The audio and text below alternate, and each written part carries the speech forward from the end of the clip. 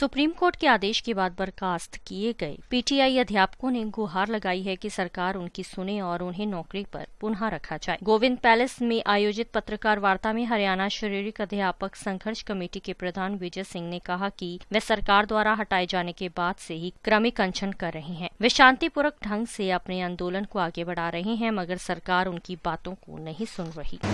Sir, आज जो हमारा धरना प्रदर्शन एक आंदोलन के रूप में पूरे हरियाणा प्रदेश में जिस तरीके से आम जनता की आवाज़ बनकर के सामने आया है, तो हम ये चाहते हैं कि वे 1983 जो परिवार है, आज उनका किसी भी प्रकार का कोई दूसरा रोटी रोजी का साधन नहीं है और वो लोग केवल और केवल सरकार के ध्यान में लाने के लिए अपने परिवार सहित, अपने साथियों सहित पूरे प्रदेश में धरना और प्रदर्शन कर रहे हैं। हम पहले भी और आज भी सरकार से ये मांग करते हैं कि सरकार सहानुभूति पूर्वक हमारे 1983 परिवारों के ऊपर अपनी कृपा करे कि भी 1983 जो परिवार हैं, इनका भी रोजगार जो सरकार ने दिया था वो चलता रहे।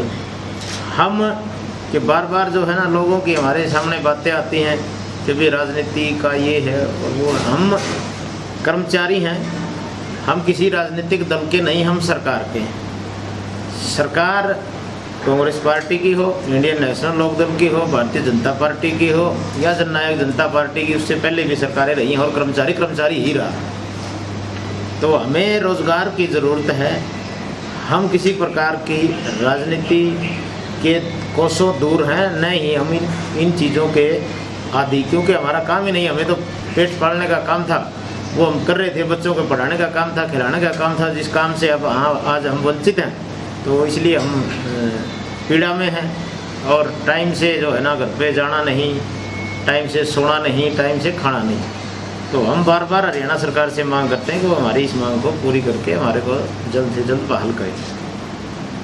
बार बार ज्ञापन भी दिए गए हैं डिप्टी स्पीकर को, एमएलए को, तो क्या कुछ लगता है? लिखित रूप में इस तरह का कोई हरियाणा सरकार की तरफ से आश्वासन नहीं मिला कि आपको जो है ना, इतने दिन के बाद हम दोबारा से जॉब में बहाल करेंगे या फिर हम ये मैटर पे काम कर रहे हैं। ऐसा मैटर भी आज तक हरियाणा सरकार ने हमारे विश्वास में नहीं लेकर के आए हैं। हम मिले हैं, चर्चा चल रही है, ये ही बात हुई है। हर रोज़ जैसे कहीं ना कहीं पूरे हरियाणा प्रदेश में किसी न किसी जनप्रतिनिधि से मिलते हैं, तो सिर्फ ये आश्वासन मिलता है कि भी सरकार काम कर रही है, उसके ऊपर भी आपको जल्द ही जो है ना बहाल किया जाएगा। लेकिन लिखित रूप में और ठोस आश्वासन भी नहीं मिला अभी तक। जैसे माननीय मुख्यमंत्री जी अभी तक इस तरह की कोई उन्होंने घोषणा नहीं की कि भाई इनको हम जल्द ही समायोजित करेंगे या ऐसा कोई काम करेंगे जिससे इनका जीवन यापन चले। ऐसी बात अभी मुख्यमंत्री जी की ओर से हमारे पास नहीं आई है। तो सर, फिर आप आगे का क्या एजेंडा रहेगा? हमारा एजेंडा जो पहले दिन था वही आज है।